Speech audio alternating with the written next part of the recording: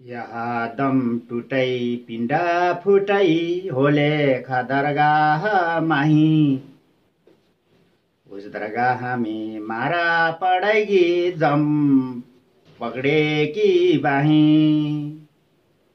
नर नारायण देही पाया कर फेर 84 जाही उस दिन की मोहे डरानी लगे लज्जा रहे कि नहीं जा सतगुरु की मैं बालिहारी जो जमाना मरण मिटाही कुल परिवार तेरा कुटुम्ब कबिला मसालिता एक ठहराही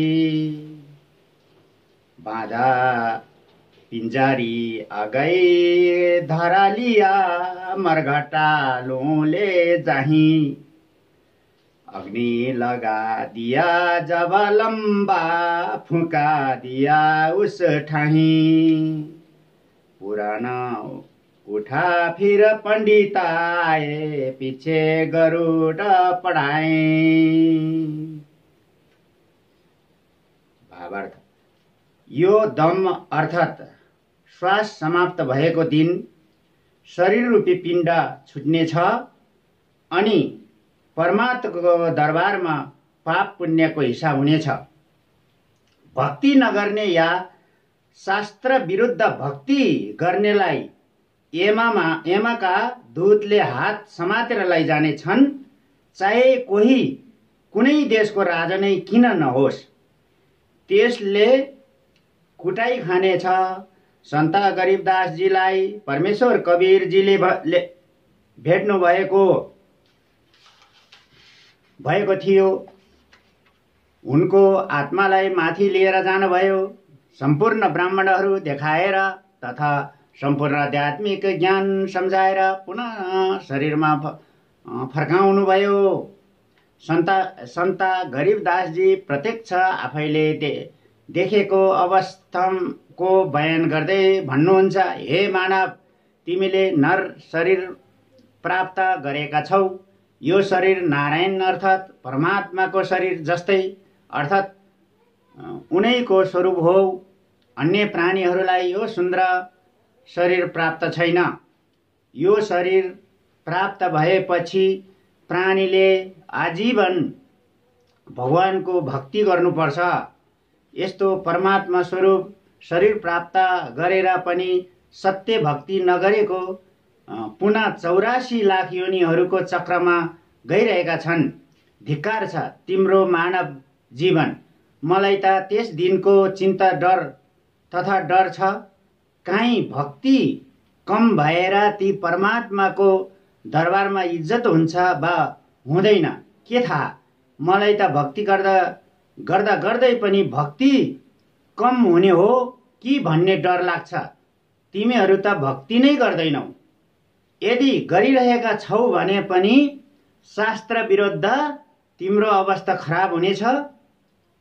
म तिमीलाई जन्म मरणको दीर्घ रोग मेटाउने अर्थात् समाप्त गरिदिने सद्गुरु छान्न सल्लाह दिन्छु। सत्य भक्ति नगर्नेहरूको मृत्यु पश्चात कस्तो अवस्था होला। आसपासका आफन्तहरू जम्मा हुन्छन्। सबैजनाको मसान घाट लैजाने एउटै विचार वा सहमति बन्छ। श्मशान घाट लगेर आगो लगाइन्छ। घोचो वा बाँसले घोची छाती भाँचिन्छ। सारा शरीर जलाइन्छ।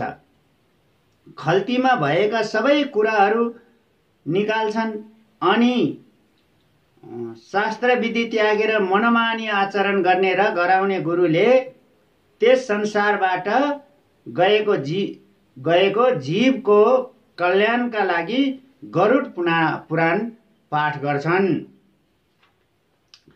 तत्त्व ज्ञान सूक्ष्म वेदमा भनिएको छ, आफ्नो मानव जीवन पूरा गरेर त्यो जीवन गयो परमात्माको दरबारमा उसको हिसाब हुनेछ। ऊ कर्म अनुसार कतै गधा कुकुर आदि बन्ने पाङ्क्तिमा खडा हुनेछ। मृत्यु पश्चात गरिएको गरुड पुराणको पाठ उसको लागि के काम लाग्यो त? यी सब शास्त्र विरुद्ध व्यर्थका क्रियाकर्म हुन्। त्यस प्राणीलाई मानव शरीर छँदै भगवानको संविधानको ज्ञान सुनाउनु पर्ने थियो, जसबाट उसलाई असल र खराबको ज्ञान हुने थियो र उसले आफ्नो मानव जीवन सफल तुल्याउने थियो। प्रेत शिला पर जाए बिराजे, फिरे पिता र पिण्ड बारही, बहुर स्वाद खाना को आया, काग भए कली माही। भावार्थ, मृत्यु उपरान्त त्यस जीवको कल्याण अर्थात् गतिका लागि गरिने शास्त्र विरुद्ध क्रियाहरू व्यर्थ हुन्।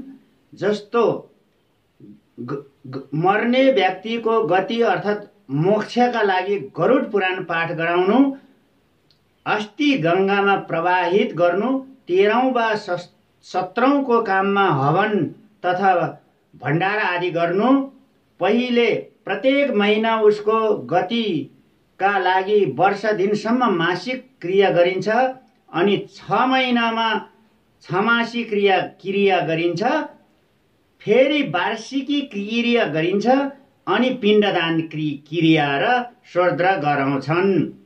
श्राद्धको दिन पुरोहित स्वयंले भोजन तयार गरेर, काहीँ तिम्रो पिता काग बनेका त छैनन् भनी अलिकति केही खाना घरको छतमा राख्न लगाउँछन्। जब कागले खाना खान्छ तब स्वर्गवासी तिम्रा माता वा पिता, जसका लागि यी सारा क्रिया कार्य तथा श्रद्धा गरिएको हुन्छ, काग बनेका छन्, यिनको श्रद्धा सफल भयो भन्छन्। यस उपरोक्त विवरणबाट उपरोक्त क्रियाकर्म गरिएको त्यो व्यक्ति काग बनिसकेको छ भन्ने स्पष्ट हुन्छ।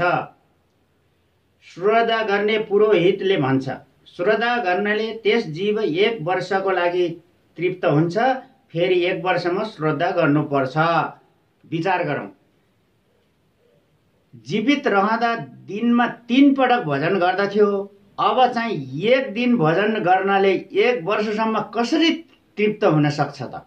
यदि हरेक दिन छतमा खाना राख्यो भने त त्यस कागले हरेक दिन नै खाना खान सक्छ। अर्को कुरा, मृत्यु पश्चात गरिने सम्पूर्ण क्रियाहरू गति मोक्ष गराउने उद्देश्यले गरिएको थियो। ती ज्ञानहीन गुरुहरूले अन्तमा काग बनाई छोडे। ऊ प्रेत शिलामा प्रेत योनि भोगिरहेको छ, तर गुरु वा काग मस्तसँग भोजन गरिरहेका छन्। पिण्डदानको लाभ प्रेत योनिबाट मुक्ति भनिएको छ। मानव प्रेत योनि छुट्यो, त्यसपछि ऊ गधा या गोरु बन्यो भन्नेको गति गराए त। नर से फिर पशु की जाई, गधा बैला बनाई, 56 भो कहाँ मन बौरे, कहीँ कुराडी चरने जाई। मानव जीवनमा कति कति राम्रा 56 प्रकारका भोजन खान्थ्यौं। भक्ति नगर्नले वा शास्त्र विरुद्ध समाधान गर्नले गधा भन्ने छौ, अनि यी 56 प्रकारका भोजन कहाँ प्राप्त हुन्छ? कतै कुराटी घाँसे जमिनमा वा भुँडी भर्नका लागि घाँस चर्न जान्छ। यसै गरी गोरु आदि पशुहरूको योनिमा कष्टमाथि कष्ट भोग्दै जान्छ।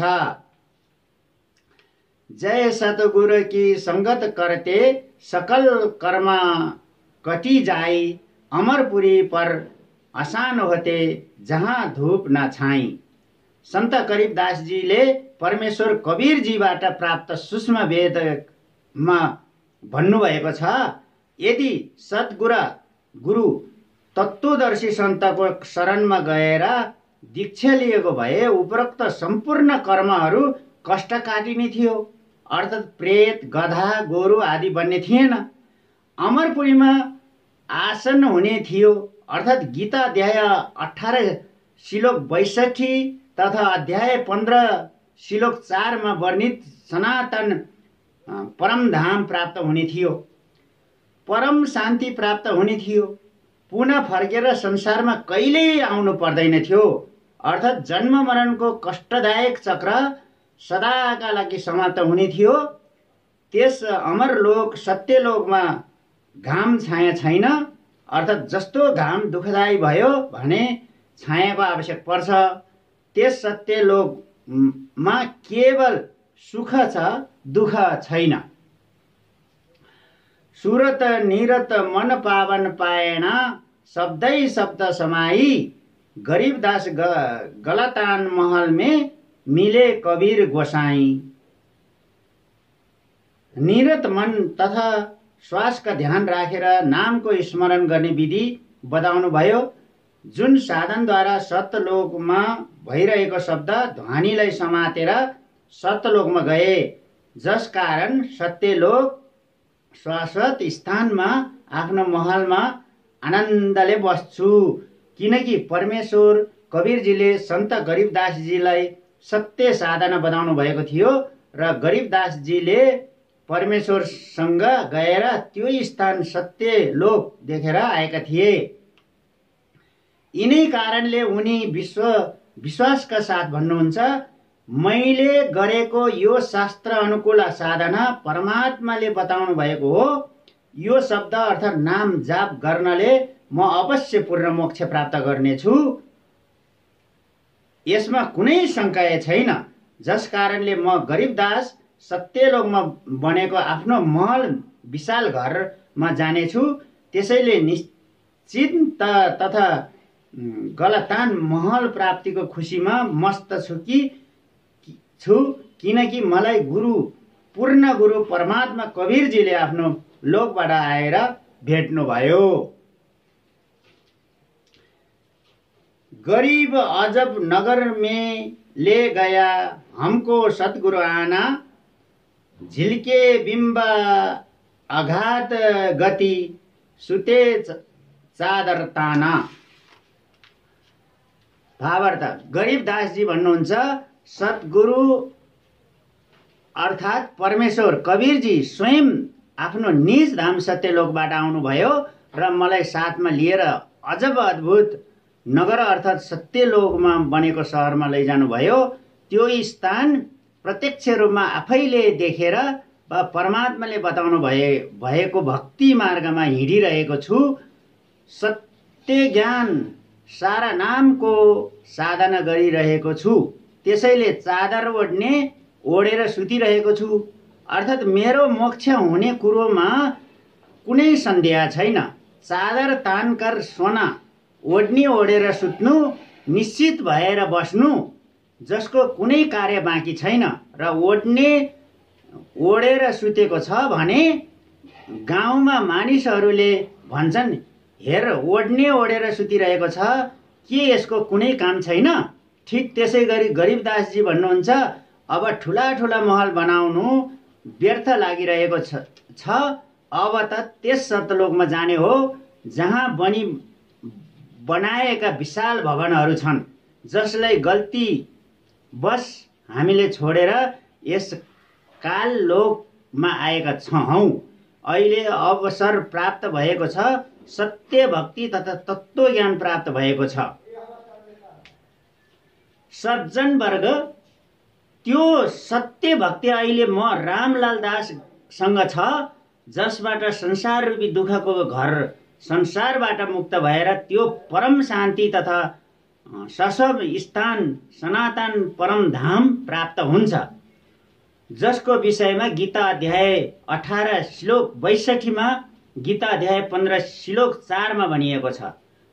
तत्त्वदर्शी सन्तबाट तत्त्व ज्ञान प्राप्त गर्नुपर्छ। त्यस तत्त्व ज्ञानले अज्ञानलाई नाश गरी परमेश्वरको त्यस परम पदको खोजी गर्नुपर्छ, जहाँ गए पश्चात साधना पुनः फर्केर संसारमा कहिल्यै आउँदैन।